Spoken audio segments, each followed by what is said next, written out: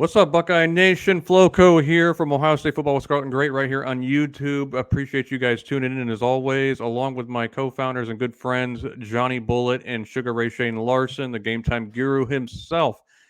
Subscribe all month long for Buckeye playoff coverage, free Buckeye content all month, no cost to you at all whatsoever, and we do giveaways. So keep tuning in for that. Appreciate you guys. We're going to talk about a little bit of transfer portal madness today. A little bit with Ohio State. There's some transfer portal madness, and I know that Twitter's been ablaze. Even though I'm not on Twitter at the moment, I get my daily briefings from my friends here. Buckeye Twitter is ablaze right now. That Ohio State is looking to the transfer portal for help right now, and they should be. There are some areas of concern going forward. A lot of people blame this on NIL. They blame this on other things. I just think it's just a part of college football these days. Everybody's looking for help. You'll see from the offer list about to show you with some of the guys we might be looking at that everybody is looking for help right now. Because you look at these younger players in these other divisions and in Division II sometimes and other schools that are not as highly touted as or highly prestigious as the schools that are looking at them, like Clemson and Penn State's of the world, Ohio State's of the world, Alabama's of the world, and you'll start to see this is just the new transfer rules provide the opportunity for these kids to move on up and get on a bigger spotlight, get better coaching, get better opportunities, get better network access to possibly gaining a foothold into getting to the NFL at some point, or getting maybe even bigger NIL packages or anything like that. I understand that Gene Smith made a call for fans to donate. I know the foundation has called for people to donate if they're upset about the NIL situation, and people are kind of panicking about it. I'm going to talk about that at the end of the video, but we're going to talk about that and plus some players to look at. But Ohio State is obviously looking to the transfer portal for some help right now, and obviously they need help at cornerback. We all know that. The cornerbacks were not great this year. I hate to say it. There's guys I like. I think guys who have a lot of talent, but they weren't great this year. Let's be real. I don't know if it's the coaching or the scheme or the transition from Combs and company on to Tim Walton and Eliano, or there was a miscommunication there. Sometimes we don't have the best luck with pro coaches like Tim Walton, like Billy Davis comes to mind. I don't know if he's the problem or just maybe lack of talent. I don't want to say lack of talent because Jordan Hancock and Jalen Johnson were highly touted guys. I don't think they're not talented. They were kind of average at best this year. And sometimes they just got, they were just toast. They got burnt to a crisp. Cam Brown obviously had a rough game against Michigan. Denzel Burke, man, he was more down than up, but he was up and down this year.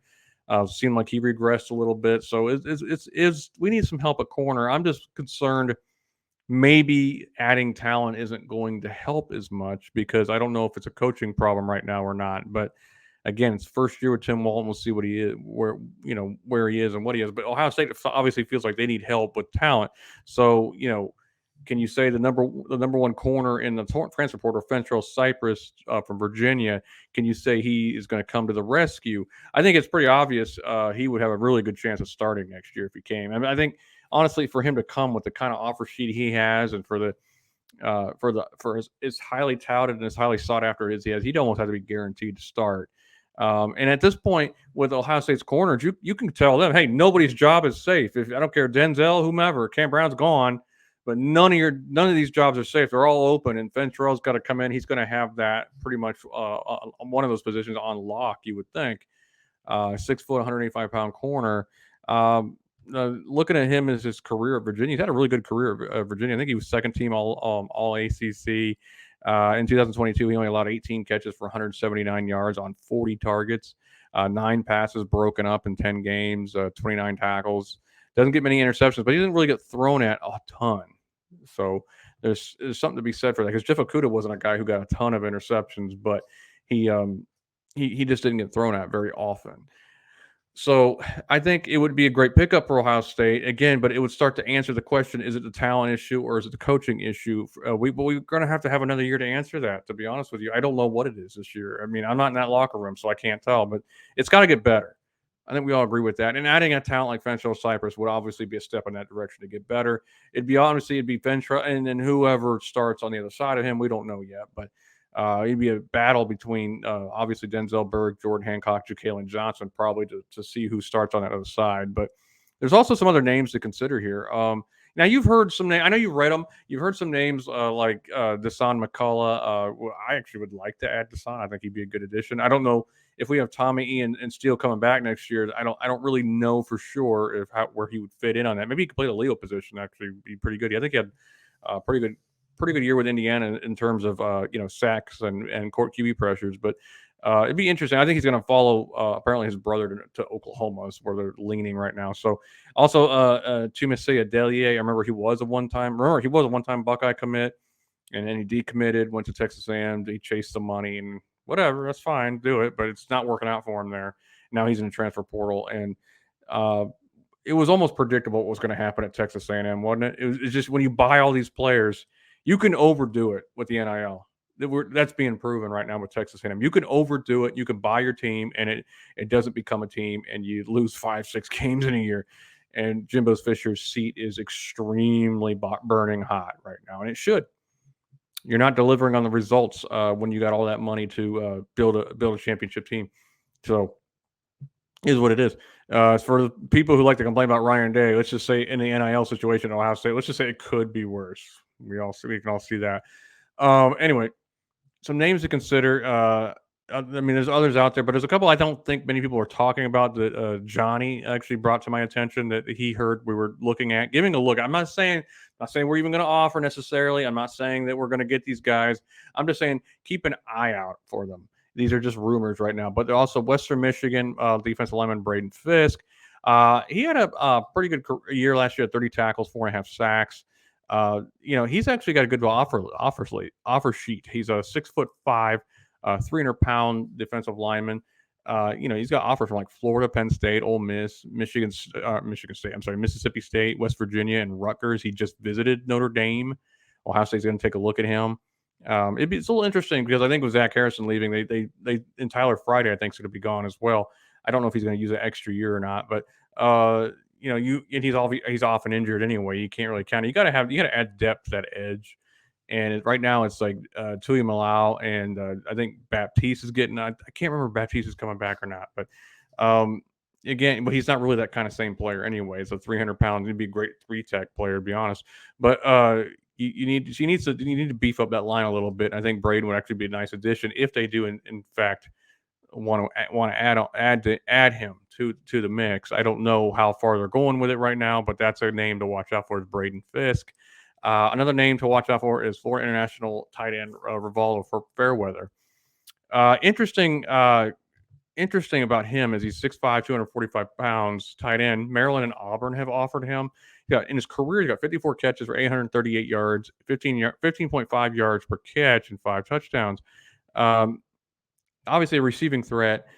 And Cade Silver really became a receiving threat for tight end that Ohio State is not used to having, right?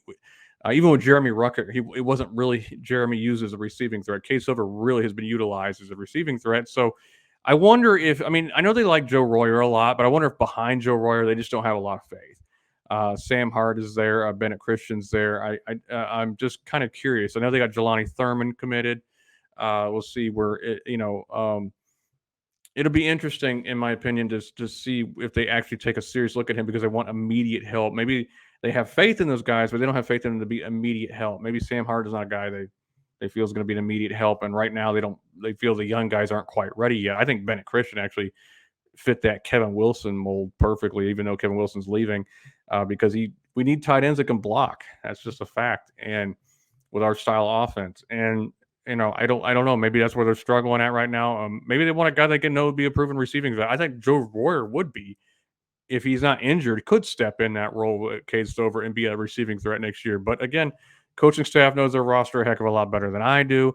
I don't know how serious they are about this guy or anything like that. It's just a name to watch out for, like all the rest of them. And there's another tight end they're looking at right now is interesting. Division II from Shorter, a tight end Kyle Morlock. This guy shocked me a little bit because I looked at him and I thought, what's special about this guy? He's 6'7", 250. Just seems like a big guy, I guess. But apparently runs a 4.7. I didn't know that. And he had 30 catches for 446 yards and 6 touchdowns last year. Okay, it's Division II, what it is. But then SC's offer sheet is Tennessee, NC State, FSU, LSU, Wisconsin. Some serious schools are offering this kid, so they obviously want him and they feel like he could be an asset, and Ohio State's taking a look at him. So another name to keep to keep on your radar for Ohio State. I'm not, like I said, I'm not saying these guys are definitely ending up at Ohio State. Obviously, Fentrell Cypress is the guy Ohio State is zeroing in on. I want him really, really bad. I don't know what the interest level necessarily is for these other three. I just know that Ohio State's looking at them right now. So keep an eye out for these names. Honestly, Kyle seems like a guy I'd like to add. Just being real, and I think Braden Fiske wouldn't be a bad ad either because you could never have enough depth on that line, especially big depth. 6'5", 300 pounds. So possible reasons they're looking at these guys. I mean, obviously, if they're looking at multiple tight ends, they don't feel good about the depth. They can't. They can't right now. I mean, they're not going to expect Thurman to come in and be a guy right away. And honestly, I wonder if with Kevin Wilson leaving, if all of a sudden they're going to start seeing some transfers out of the program. We've already got a couple on here with Jalen Johnson, Taraja Mitchell, obviously different positions, and Kevin Wilson doesn't coach them, and their situations are understandable. But with Kevin Wilson leaving, maybe they're anticipating that this is going to be coming down the road. That these guys who came here to play with Coach Kevin Wilson now are saying, "Well, what's my role in the offense? What's my role in the team? Maybe I just dip out." Maybe they don't feel good about the talent. Maybe they might not just feel good about the talent level at those positions. So I find that a little bit interesting. I'm pretty sure they're happy with where they are at defensive line. They just want to add a veteran help if they do go after a guy like Braden Fiske. But again, it's all speculation at this point. We'll see what happens. But I want to say this at the end of it. Buckeyes are going to be fine. I mean, we panic a little bit way too much. They got innovators at the top. I mean, they do have a compliance, department that is ridiculous and is um, overly obsessed with following the rules on everything. You're probably saying, "Oh, you're a Buckeye fan, you don't want to follow the rules." I'm like, well, I hate to tell you this, most teams bend them as far as they can. And I'm not against Ohio State doing that, doing whatever they have to do to get this talent. As long as it's within the legal rights to do it, then do it. But I mean, I have friends who have been coaches down south, and let me just tell you, the South will bend every rule possible. Okay, it's a war zone for recruiting down there. Sometimes you have to try to get an edge. I wouldn't. It wouldn't bother me if Ohio State tried to get more of an edge. I'll be honest with you, but they're going to do what they're going to do, but they will be fine. I mean, Ohio State's still a primo position. They're still going to attract the best talent in the world. Um, I mean, they're gonna, and eventually, I know that they'll figure out a way to work around this compliance department. It's insane. I have no doubt about that. They have a huge alumni base, and Mark Pantoni's a genius at what he does. I have no. I mean, I understand that Buckeye fans like to panic over everything. If they're not crying or whining about something, sometimes it just feels like they're just not alive. And I get we don't have a football game until December 31st, so we got to find things to feel alive about, and we don't feel alive unless we're complaining about something. Sometimes is what I see. Um, I mean, I get it. I trust those in charge who have kept Ohio State as easily the most consistent program over the last 30 years. I trust those in charge to keep Ohio State at that level. And I'm actually going to talk about it later in the month, probably about a changing opinion I have of Ryan Day from what I had a couple weeks ago when we lost to Michigan. Because I started putting things in perspective and started you thinking not emotionally, and I started thinking, okay, all right, in all reality, Ryan's Day is off to an excellent start in his head coaching career. I really believe we're going to be. Every time we worry about the Buckeyes, they end up fine. I think we need to stop worrying and just realize these guys know what they're doing, and just trust that and go on about our lives and just be fans. But it's not say you can't have opinions about it, but I wouldn't worry about it is my point. So guys, anyway, I always appreciate you guys tuning in. We always appreciate you all here. Everybody who's giving us support. Again, subscribe for Buckeye playoff coverage for the entire month for free as always on YouTube. Appreciate you guys for all your support as always. From Johnny, from Shane, from myself. Love you guys. Love you, Buckeye Nation. Even though sometimes you're whiny, we still love you. As always, guys, goodbye. God bless. And of course, go Bucks.